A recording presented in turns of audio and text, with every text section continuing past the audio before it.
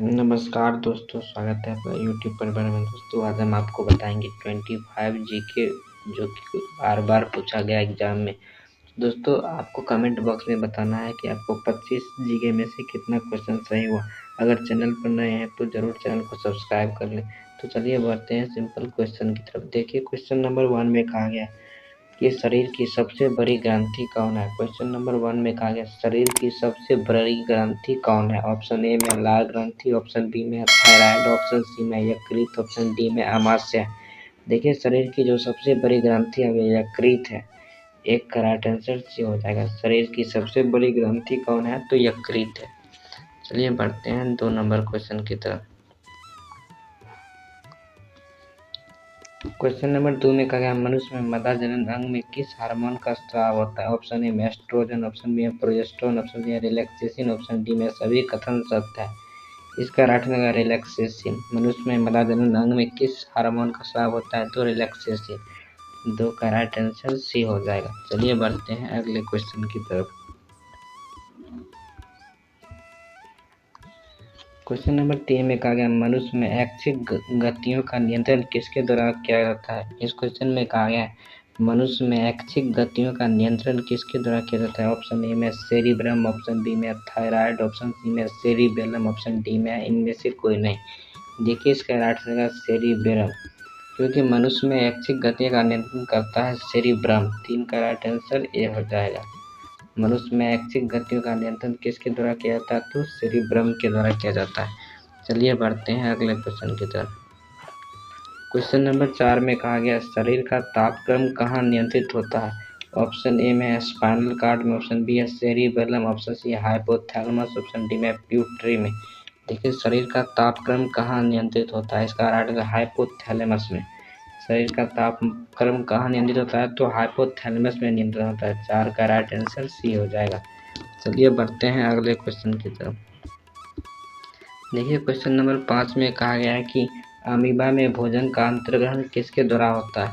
इस क्वेश्चन में कहा गया अमीबा में भोजन का अंतर्ग्रहण किसके द्वारा किया जाता है। ऑप्शन ए में कूटपाद, ऑप्शन बी में कोशिका, ऑप्शन सी में सीलिया, ऑप्शन डी में गुदा द्वार।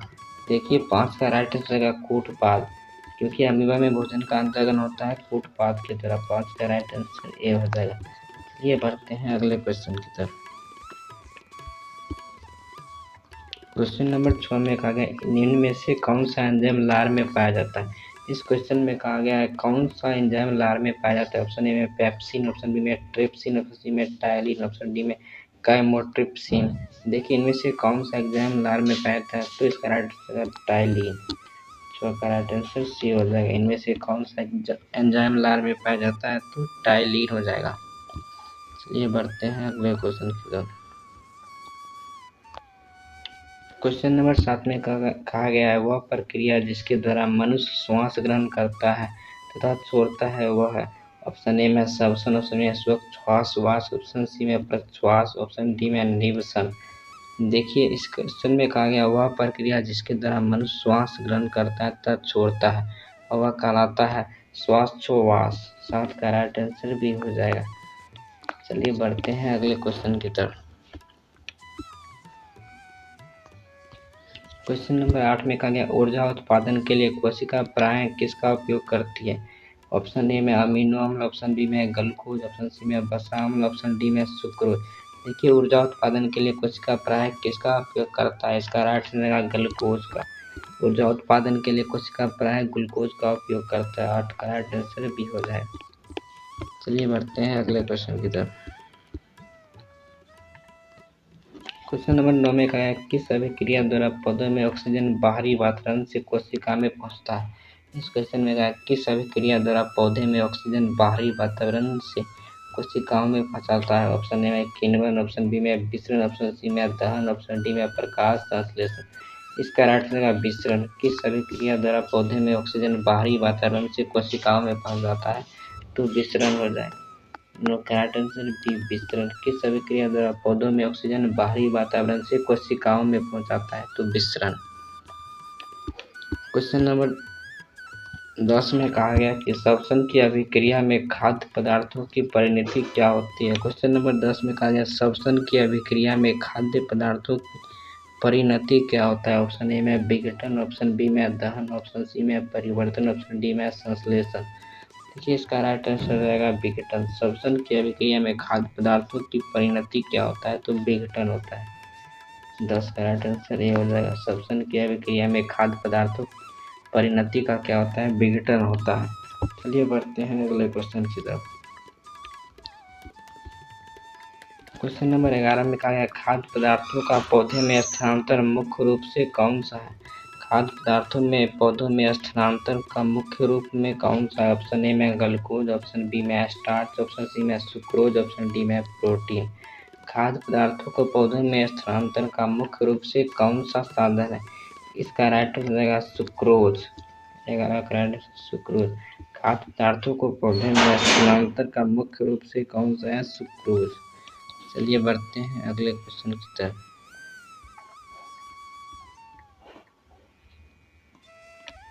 क्वेश्चन नंबर 12 में कहा गया एक स्वस्थ मनुष्य का रक्तचाप होता है। इस क्वेश्चन में कहा गया एक स्वस्थ मनुष्य का रक्तचाप होता है। ऑप्शन ए में है 90 से 60, ऑप्शन बी में 120 से 80, ऑप्शन सी में है 200 से 130, ऑप्शन डी में 140 से 160। इसका राइट आंसर है 120 से 80। एक स्वस्थ मनुष्य का रक्तचाप होता है 120 से 80 होता है। 12 का राइट आंसर बी हो जाएगा। चलिए बढ़ते हैं अगले क्वेश्चन की तरफ।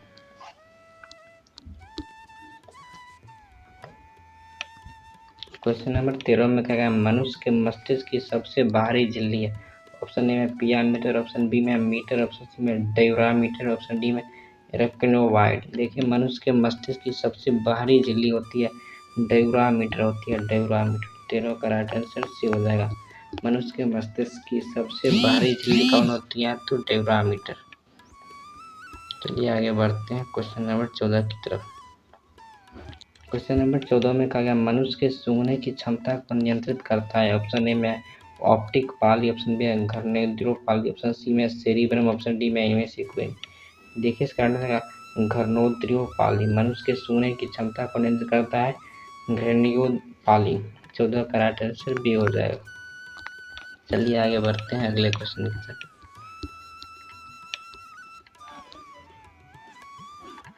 क्वेश्चन नंबर 15 में कहा गया मनुष्य के बुद्धि एवं चतुराई का केंद्र है। इस क्वेश्चन में कहा गया मनुष्य के बुद्धि एवं चतुराई का केंद्र। ऑप्शन ए में सेरिबेलम, ऑप्शन बी में हाइपोथैलेमस, ऑप्शन सी में सेरिब्रम, ऑप्शन डी है स्पाइनल कॉर्ड।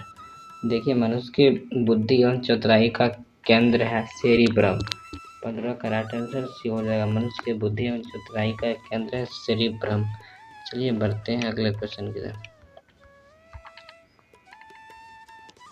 क्वेश्चन नंबर 16 में कहा है रक्त में ग्लूकोज की मात्रा नियंत्रित करता है। देखिए रक्त में ग्लूकोज की मात्रा नियंत्रित करता है। ऑप्शन ए में सोमेटोस्टिन के कारण, ऑप्शन डी में है ग्लूकागन के कारण, ऑप्शन सी में गैंगस्ट्रिन के कारण, ऑप्शन डी में इंसुलिन के कारण। देखिए रक्त में ग्लूकोज की मात्रा नियंत्रित करता है इंसुलिन के कारण। 16 का राइट आंसर टी हो जाएगा। रक्त में ग्लूकोज की मात्रा नियंत्रित करता है इंसुलिन के कारण। चलिए बढ़ते हैं अगले क्वेश्चन की। देखिए क्वेश्चन नंबर 17 में कहा गया ऑक्सीजन है। इस क्वेश्चन में कहा गया ऑक्सीजन है। देखिए ऑप्शन ए में वसा, ऑप्शन बी में कार्बोहाइड्रेट, ऑप्शन सी में एंजाइम, ऑप्शन डी में हार्मोन। ऑक्सीजन है एक एंजाइम है। ऑक्सीजन एक एंजाइम है। 17 का राइट आंसर सी हो जाएगा। चलिए बढ़ते हैं अगले क्वेश्चन की तरफ। क्वेश्चन नंबर 18 में कहा गया जैव प्रक्रम के अंतर्गत कौन आता है। ऑप्शन ए में पोषण, ऑप्शन बी में उत्सर्जन, ऑप्शन सी में संवहन, ऑप्शन डी में सभी। जैव प्रक्रम के अंतर्गत आता है इनमें से सभी। पोषण, उत्सर्जन और संवहन तीनों आता है, इसलिए डी राइट आंसर हो जाएगा। जैव प्रक्रम के अंतर्गत आता है इनमें से सभी। चलिए आगे बढ़ते हैं क्वेश्चन की तरफ। क्वेश्चन नंबर 19 में कहा है गोबर छत्ता किसके अंतर्गत आता है। ऑप्शन ए में परजीवी, ऑप्शन बी में सुपोषी, ऑप्शन सी में मृतजीवी, ऑप्शन डी में परासरणी। देखिए गोबर छत्ता किसके अंतर्गत आता है। इसका राइट आंसर मृतजीवी। गोबर छत्ता मृतजीवी के अंतर्गत आता है। 19 का राइट आंसर सी हो जाएगा। गोबर छत्ता किसके अंतर्गत आता है? तो मृतजीवी के अंतर्गत आता है। क्वेश्चन नंबर 20 में कहा गया वायुमंडल में सामान्यतः CO2 पाया जाता है। वायुमंडल में सामान्यतः CO2 पाया जाता है। ऑप्शन ए में 78%, ऑप्शन बी में 21%, ऑप्शन सी में 4%, ऑप्शन डी में 0.003%। देखिए वायुमंडल में जो CO2 पाया जाता है वह 0.03% पाया जाता है, इसलिए राइट आंसर डी हो जाएगा। चलिए बढ़ते हैं अगले क्वेश्चन की तरफ।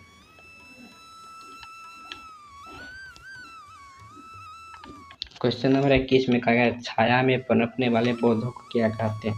छाया में पनपने वाले पौधों को कहते हैं सियोकाइटस। 21 का राइट आंसर सी हो जाएगा। छाया में पनपने वाले पौधों को कहते हैं सियोकाइटस।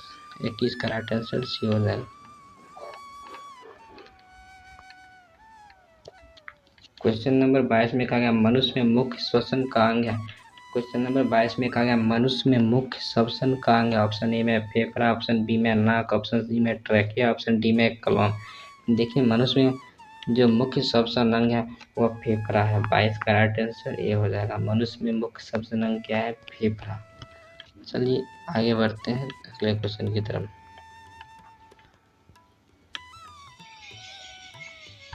क्वेश्चन नंबर 23 में कहा गया निम्न में से कौन सी बीमारी श्वसन तंत्र से संबंधित है? ऑप्शन ए में डायरिया, ऑप्शन बी में टीबी, ऑप्शन सी में निमोनिया, ऑप्शन डी में बी और सी दोनों। देखिए इसका राइट आंसर रहेगा डी और बी और सी दोनों, क्योंकि डायरिया और टीबी दोनों श्वसन तंत्र से संबंधित है, इसलिए 23 का राइट आंसर डी हो जाएगा। चलिए बढ़ते हैं अगले क्वेश्चन की। क्वेश्चन नंबर 24 में कहा उच्च रक्तचाप की अवस्था को क्या कहते हैं? उच्च रक्तचाप की अवस्था को क्या कहा जाता है? हाइपरटेंशन कहा जाता है। उच्च रक्तचाप की अवस्था को कहता है हाइपरटेंशन। 24 का राइट आंसर सी हो जाएगा। उच्च रक्तचाप की अवस्था को क्या कहता है? तो हाइपरटेंशन कहा जाता है। चलिए बढ़ते हैं अगले क्वेश्चन की। क्वेश्चन नंबर 25 में कहा गया मछलियों में उत्सर्जी पदार्थ है। मछलियों में उत्सर्जी पदार्थ क्या है?